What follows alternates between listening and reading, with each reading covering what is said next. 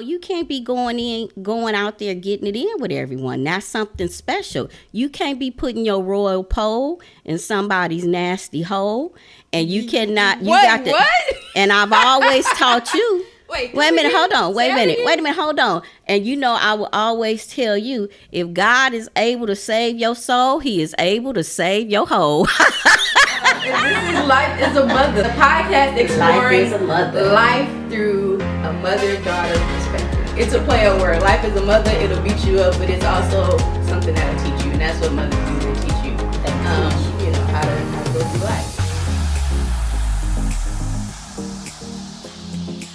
Here we are, DeMira Pierre here. Back together again. With my mom. And my daughter. Who are you? Oh, I'm Mama P. Yeah, all right. Okay. We are. And this is Life is a Mother, the podcast exploring life through a mother-daughter perspective. I'm a daughter. And I'm a mother. Life is a mother who gives life. There we go. All right. So this is the first official episode. So thank you guys so much for tuning in and subscribing, Hello, and downloading, everyone. and sharing the teaser. I'm excited to get going and shoot this one for you guys with some actual content. Okay. Some content, depending on where you're from. So yeah, we're gonna get right into it. So there's one topic that I definitely want to talk about. Okay. But before we get into the pop culture and news of what's going on, how are you? I'm doing well. Well, I don't watch a lot of news. I know that. Okay, so I just, I know it's not like news like that, but okay. Just what's going on. Because the news is kind of depressing for me. What's T, sis? What? What's T, sis? What's T, sis? What's that? What is that? Like, what's the T, sis? What? Like, what's the T? Yeah. Like, what's going down? What's going on? Sis? What's T, sis? Oh, girl, please go ahead. Okay. What's going on? Oh, life is good. Anywho, before we get into the topic, we're gonna go ahead and talk about T.I. T.I. and I his like daughter. T.I. and Tiny. T.I. and Tiny. T.I. and Tiny. Okay, I yes. like T.I. T.I. I like you and Tiny. I'm glad you guys didn't divorce. You made a good move. That girl is your favorite. Okay, go ahead. Anywho, so It came out earlier this week that T.I. has been taking his now 18-year-old daughter to yearly gynecologist visits to make sure. Wait a minute, hold on. What? Let me finish. Yearly gynecologist visits to make sure that her hymen is still intact. Wait a minute, to ensure that she is not getting that thing tooted and booted. Okay. You know what? I don't believe that. It's true. He announced it on another podcast. And they was asking him about, his family, and it came out that he celebrated his daughter Deja's 18th birthday. He was like, yeah, every year for like the last 3 years or so, I've been taking her to the gynecologist. Wait a minute, hold on. To make sure that, her hymen is still intact. Wait a minute. He was very proud. Well, I think I think he needs to be educated on how someone can lose their hymen, because if he's been taking her to the gynecologist and they're doing their checkup, she can lose her hymen like that. But I don't really believe that T.I. has done such a thing. That's sexual trauma in itself. And where's her mama? Mama, where is this girl's mom? Because that is wild. That you can. T.I. really? Now, that's a pimp move. I love you, but that's a pimp move. Now, we know Tiny. Move. Yeah, it's a pimp move. Because sex sell. And how did it get out in the media? Now we know. Wait a minute, hold on. Now we know Tiny don't have her hymen, her mama, and all the females that's around him. Okay. So now he's gonna talk about his young daughter's hymen. His young virgin daughter. Nah, T.I., I love you, but that's a pimp move. There's boundaries. Come on, now you got to get it together. Yeah. So that was. And wait a minute, where's her mama again? I don't know where these people's parents is. Okay, well, I don't think I'm not in agreement with that strategy and tactic. Okay, so let me ask you this. Okay. As a parent, do you think that it's your place to ensure that your child is not sexually active before a certain age, and make sure you're kind of policing that? Do you think that's your place? As a parent, my job is to plant the seed as it relates to our family values and my goal would be to influence my child in such a way to where, they would want to wait. But ultimately, that's their decision. I cannot police anyone. You can't police them. I didn't police you. I can't. Crazy. What was you going to say? No, I can't police that. But we're talking about core values and beliefs. So hopefully, as a mother and as parents, we teach people, and our children, you can't be going out there getting it in with everyone. That's something special. You can't be putting your royal pole in somebody's nasty hole, and you cannot. What? And I've always taught you. Wait a minute, hold on. Wait a minute, hold on. And I will always tell you, if God is able to save your soul, He is able to save your whole. The hot takeaway. Okay. Tweet that out. Tweet that. Because that's the truth. Well, but you have to want to be kept too. So, but if God is able to save your soul, He can sure enough save your whole. You just gonna keep on saying it. Yeah, because I like that. Let's move on here. All right. Anyway, so that's kind of the hottest topic of the week that came out. So I see you have some very poignant thoughts about it. Yes. So what do you think about this? Okay. There was a tweet that was talking about toxic relationships and family members, and I guess there's this whole new wave of Black parenting that's kind of hitting the scene, where people are being a little bit more candid with their children and a little bit more, or giving them spaces to be a little bit more emotionally honest and vulnerable. Okay. And so how do you feel about the idea of normalizing apologizing to children? That's something that I am in agreement with. I think far as my relationship with you and also my relationship with my son, I think I have made that a normal part of our relationship, and I've apologized for the sperm donors that we're not gonna do this today. But I think we need to apologize. We're not perfect as parents. I'm not perfect as a mother. And remember, when I had you, I was really young.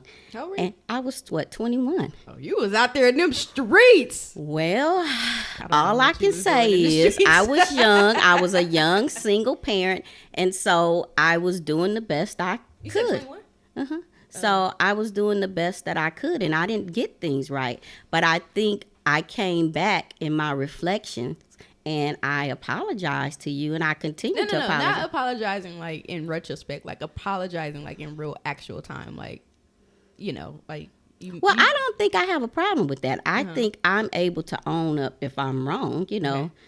What are your thoughts? Do you think that I've practiced that?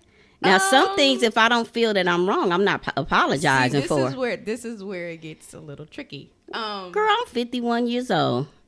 And so some of the things that you think I should be apologizing for. I'm not saying that you should be apologizing for. I'm saying in real actual time. Like you said, you were a young mother. You didn't do everything right, but you didn't know it was wrong either. I think that now that society has a little bit more education and tools in terms of what, parenting is and how certain things affect children.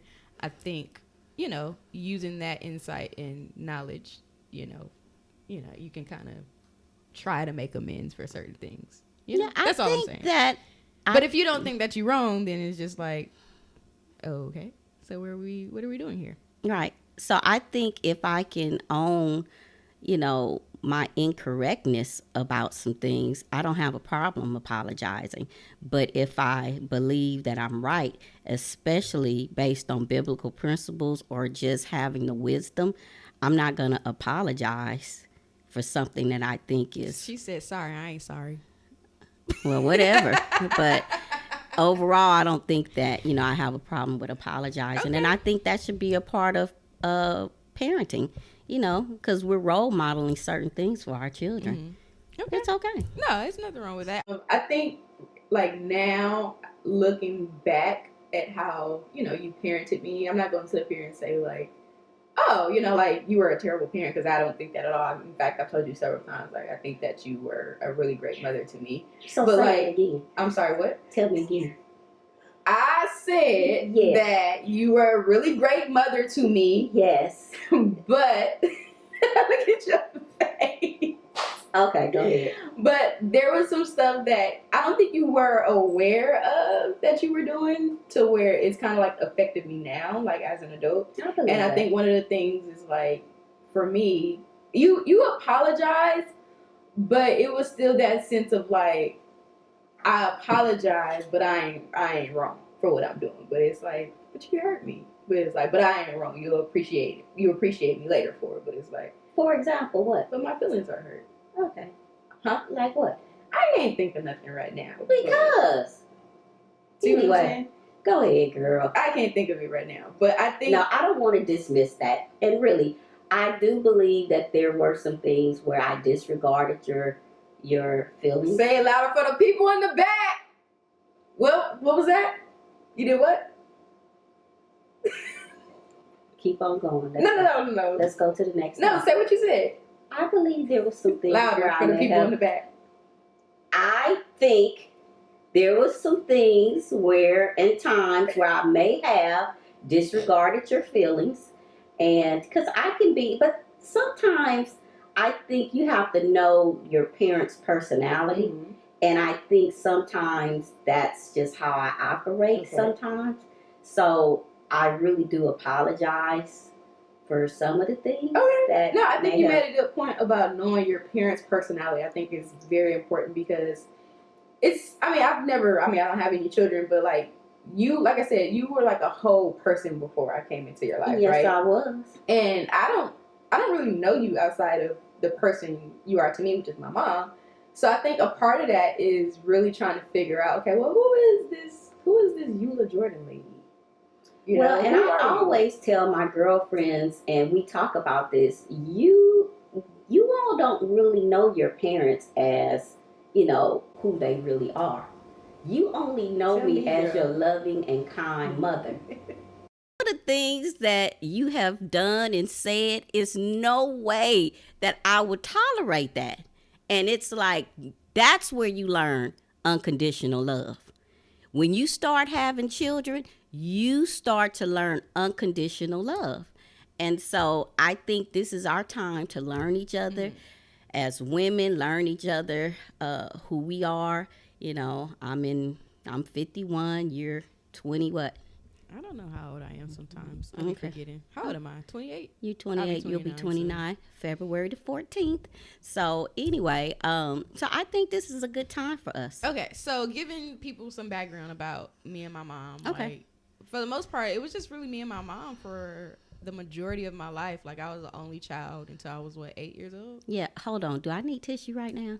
I don't know. And I might, because, I don't need to be talking about things that's going to really get me riled up. Not riled up, but I might need to really go talk to my therapist. Do I need tissue? Baby, can you give me that tissue? I got some tissue back there just in case, because I might be feeling a certain kind of way. And it's okay to shed a little tear or, give it to her if I have to do something. We can take a pause for the cause, but I'm not trying to, go to a place. Go ahead. But for the most part, it was me and you for 8 years. I was the only child for 8 years. And then, there was some family dynamics that changed that. And, I went from being the only child to having several other people around in the family. And that was like, traumatic for me because it just like happened out of nowhere. And it was like, wait, what?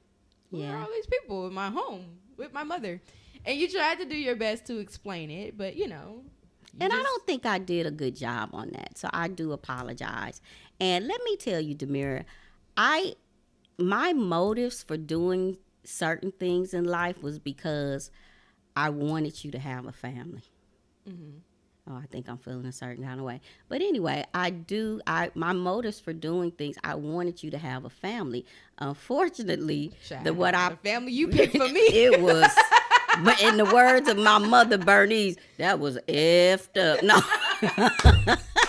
No, okay. No, I'm just, that's what she would say, and that's what she told me. But anyway, we moving on. Anyway, so, I went from that dynamic to that, and then, we went back to just kind of just me and you.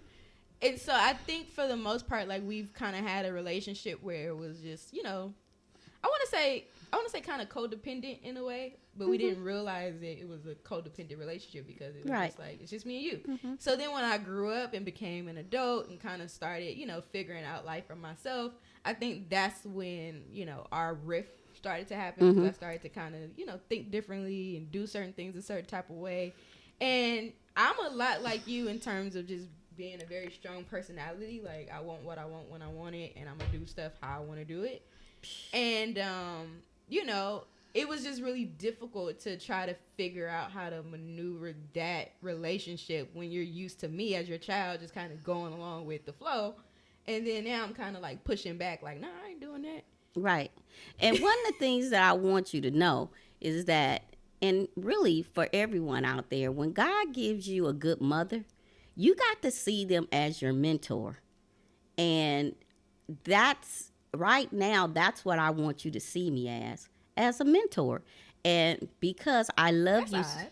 Well, no, because I've been through some things and I can mentor you in some areas. You may not like it, but based on life and what I've learned, remember, I don't want you to have to learn things through situations, negative situations. I want to be able to mentor you and just, I want you to have good and successful outcomes. And God give mother to people so they can be mentored. So there's a difference between a mother and a mentor to me. That's interesting that you say that. Like a mentor is somebody that kind of, gives you some advice and you do what you do with it. But you still have, you're still my mother. So like a mother essentially is going to give you advice and kind of make sure you like do it. Well, at this point in your life, I can't make you do anything. Because a mentor is kind of like detached. Like a mentor is like, okay, I've been through what you've been through. When you start to parent adult children, you have to become detached. So what has that process been for you? It's been very uncomfortable. But one of the things that I've learned is that I'm not by myself. My friends, the people who have children around your same age, they're going through the same thing. And so basically what we do is... Does it feel like you like not... Like, okay, does it almost kind of feel like you're not able to like parent your child in a sense? Like it's a different type of parenting. Like have to be on the outside looking in. Yes, it's a different... You want to help, but you can't. It's a different type of parenting. And we have to allow you guys to live life and go through some things. And, as a parent, it's like kind of difficult to watch that sometime or hear, some of the, your rationale for doing things. And we're sitting up there going, this is just a bunch of, this is crazy. So I think from me, like when you say, oh man, like this is just like like this is just a bunch of, mess. I think the lines of communication kind of get crossed because it almost kind of seems like demeaning in a way, as if, to me, I feel like if I'm going to be a parent, right, and I teach you all these things of like what not to do, how to live life, how to be, I feel like when you become an adult, like this is the time for me to see like, okay, like did I do a good job? And a lot of the times when, I'm asking you for advice or when I'm just having a conversation with you, like you have that thing where you want to come and like be protected, which is fine, which is like a natural instinct of a good mother, is like to try to protect their child. But like for me as an adult, it's just like I think I got it. Right. Like, and I'm I hear fine. you, and I hear you say that a lot. But I don't think you be believing me though.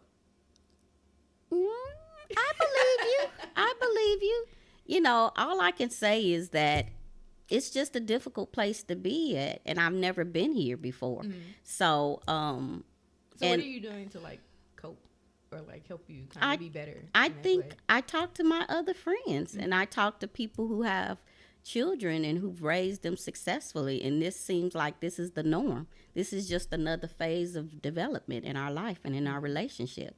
So and we have to allow you guys to be who you are and trust the process, that the seeds that we planted in you, it's gonna be okay. We have to remember how we were at at your age. But the thing for me and for my other friends that we talk about, it seems like in this process, although we were a certain way, it seemed like honor is missing. How you guys deal with your parents And, it seemed like you guys lack honor. Ooh, explain what you mean. Just, all I can say is, we had parents, and when we decided to do some things, we would consult with them, we would talk to them, we would be there for them. It just doesn't seem like you guys, although you're growing up and you're doing your own thing, you're just not there. You're not present for us. And it's like, what does it mean to be present for you? Because I think that's the thing too. Like you mentioned earlier, check in. Check in. Talk to your parents. Check in at least once a week. We would call our parents, although we were out there doing whatever it was we were doing. We would check in because we know that was something that they wanted us to do. And plus, we knew that it was crazy out there, and just to decrease some of their anxiety, we would just pick up the phone. Hey, I'm doing okay. But you guys go weeks at a time and don't even check in. And it's like, what? They are so insensitive. See, I think that's where the times have kind of changed, because now with like social media and like all these different ways to kind of like quote unquote check in, like you can kind of see like what I'm up to. But you have to be sensitive to other people's styles of communication. We didn't grow up in that area with social media. We grew up in the area of, the telephone or, pagers and all, yes, and all that. So we may not just check in. It doesn't take a lot just to call someone and say, hey, I'm doing okay. Stop by every now and then. And then when you guys do come, it seems like when you come, you done got yourself in a mess. And now it's like, okay, we want to bail you out because we don't want you to go to jail. We don't want you, your credit to get jacked up. So we're here for you. But it's like, come on, you guys can give us like a phone call every now and then. Mommy, but you didn't want me to call you like every day. Not anymore. I don't want you to call me every day. You be wanting at least once a week. Oh, well, that changed because recently you was like, we should be talking every day. And yeah. like, what? But when did that change? This week, I think. Get out of here, girl. No. Yeah. No. But anyway, let's move on. So, some people know, some people don't. I had a public display of like an outburst that was really, really, really, really bad. It was really bad. Like off the chart bad. Like if I wasn't her mama, oh my God, so my Lord mom got help me married, right now. How long you been married now? It'll be 2 years in January. So my mom got married 2 years ago, and leading up to her wedding, I was just so upset because I thought we had an agreement that you would let me know when you were about to get married and give me enough time to move. That's what I thought, but I could be completely wrong. Yes. Remember we had a conversation? Yes. And I did give you enough time. You was like, I think I'm about to get married. You was talking about 2 years. No. We had a conversation at the beginning of the year that you got okay, so in January of 2017, you was like, I think I might get married again, but I'm not sure when. And I was like, okay, well, just let me know. Just give me enough time to so I can plan and make sure I'm good and do my next thing, right? So that was in January. So in November of that same year, she got engaged, and I was That's 11 months. Right, but I don't know how you go from January to November with no hint of I think I'm about to get engaged. I think I'm about to get proposed to. DeMira, I tried to happen. No, why did none of that happen? Because you would. Because what? Why didn't that happen? Because you did not want to talk. Because every time you would try to talk to me about it, it turned into a monologue. You never was listening to me. It was always you just never listened to what I was saying. It always turned to you. So are you saying that I did not initiate conversations with you to talk about a plan and time and all that? Are you telling me that? I'm not saying that you didn't initiate the conversation, but I'm saying it was never a conversation. It was just very therapist. This is what's happening. Therapist. I need my therapist on set now. Therapist. Anyway. Okay, go ahead. Anyway, that happened. These conversations. Why did we never went awry, or they never went well? So anyway, she got engaged in November. I was like, dang. And then she was planning a wedding for January. I was like, dang, that's only like 2 months. What am I supposed to do in 2 months? And so, hit the road, Jack. right. Oh, She thinks it's funny. I don't think it's no. I did not. My home was always open to DeMira. DeMira know that. But she did not want to stay with me because she stated what? I didn't want to live with you and your husband. And I just thought that but was tell them weird. why. Why? Yeah. I just didn't want to live with y'all. She told me she did not want to live with me and my new husband because we prayed too loud. Y'all was loud, period. Y'all was loud in the morning. Y'all was just loud. TV was loud. Everything was loud. See, that's why she needed her own space. Okay. So I just didn't want to live with them. Okay. But you know, was LA welcome rent to. ain't cheap. So I had to stay here, until I could get my bag up. Okay. Anyway, so she was planning his wedding. She got proposed to Thanksgiving. She was planning a wedding for January. And between November and January, I was like trying to find somewhere to go.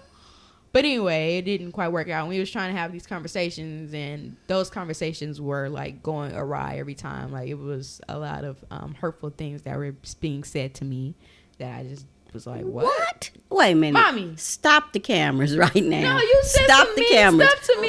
Raven, We'll what did I say to you? Mommy. That was me. You used to say I was stupid, I was ignorant, I was selfish. You used to say that stuff to me all the time. You might be right about that. I may have said you was ignorant. And Stupid and selfish. selfish, yes. And why did I say you were stupid? Or being stupid? Your behaviors was ignorant and stupid. You wasn't, but the behaviors that you was exhibiting. Now, I just don't remember saying you, but some of your behaviors was totally unacceptable. It don't matter how you said it. What you said was still the same thing. No, your behaviors. And I would say, DeMira, I know you're smarter than that. Okay. So, DeMira, what do you think? There's something you could have handled the situation differently? It was just always a weird conversation because I always felt like I'm not gonna have a conversation with somebody who think I'm good. I'm not gonna have a conversation with somebody who think I'm stupid or ignorant. Like, there's no need of me talking to that person if that's what you think. So I just stopped talking to you. Oh, okay. So Well. that's what happened. So I mean, what you want me to say? the wedding came, and I was not gonna go to the wedding. And then one of my other friends was like, "Oh, everybody." First of all, everybody kept saying you should go to the wedding, and I'm like, I don't want to go to the wedding. No. And what did I tell you?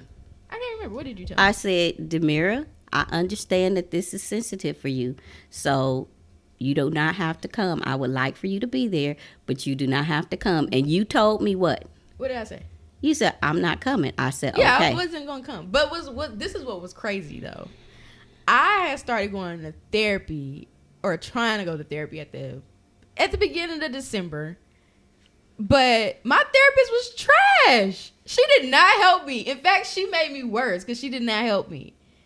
I would say her name, but I'm not going to do that. Anyway, so the person I was trying to go to therapy to work out my issues so I could be good.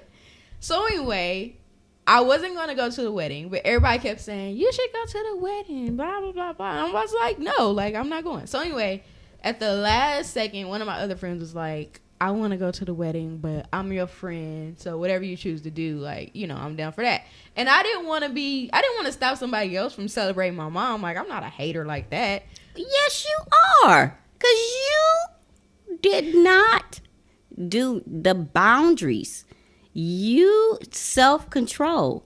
There's no way I would have stayed away if I knew that I was it's no way that I would have had the balls to do exactly what you did. I didn't know that I was and I gonna thought do that was so insensitive, and once again it lacked honor, and you really showed me what was in your heart, because it's no way, if you had a special event going on, and you have had many special events in your life, it's no way that I would have shamed you like that. Okay, so to your point, you're absolutely right. That was part of the reason why I was like, I'm not gonna go. But then at the last second, when I decided to go, like, my intentions wasn't to show up and like turn up. Like, I wasn't going there to do that. Like, in my heart of hearts, I was like, I wasn't going there to go mess up the wedding. So anyway, I decided to go at the last minute, and then like it was a whole storm of things that was happening. It was too like, much was for you because your trauma happened at age 8, and what you did was you was acting out of your trauma, and that's why I'm able to forgive you, and that's why I'm so happy that we're sitting at this table today, because we're moving beyond our trauma. Pressing beyond the norm. Woo! This your turn. This your time to sing. No, that's your song. Oh, I got my own song. So the wedding was a catastrophe. Like, it was really, really, really, really bad. Like, it was something on her part. See on like TV. There was yelling. There was fighting. It was a really bad time. Like. So that happened, right? Freeze frame, click, we're there. And then, I was put out of the home. That's what that happens when you meant that. When you act, excuse my French, when you act the ass, you get kicked. DeMira, you cannot be cursing. I'm not cursing. Ass is in the Bible. Ass is in the Bible. Okay. So anyway. I should have whooped Joe. Anyway. Facts. Okay. Anyway, so I was put out. Well, I wasn't put out. Yeah, you were put out. Oh, yes. Oh. Yes. I left. 100%. I left. You didn't put me out of nothing. No, she put me out. Yes. So anyway, so I left the house, and then like I was probably gone for like a good amount of time, maybe about a year. And we'll revisit what happened in that year a little later on in the podcast. Anyway, so I was left, and then within that year, I was like trying to buy a house, and I needed my mother's help, and I did not want to ask her for help. I was like, I do not want her to help me. I don't want it. And she ended up helping me buy my home, and I was like, oh dang, like my mom is it, because I wouldn't have helped me. I agree, but let me tell you, it had to be some divine intervention, because the Lord had to come in and really minister to my soul concerning my daughter and just our relationship. And so I didn't think she deserved my help. But the Lord told me, he said, if you do not help her, it's going to get worse.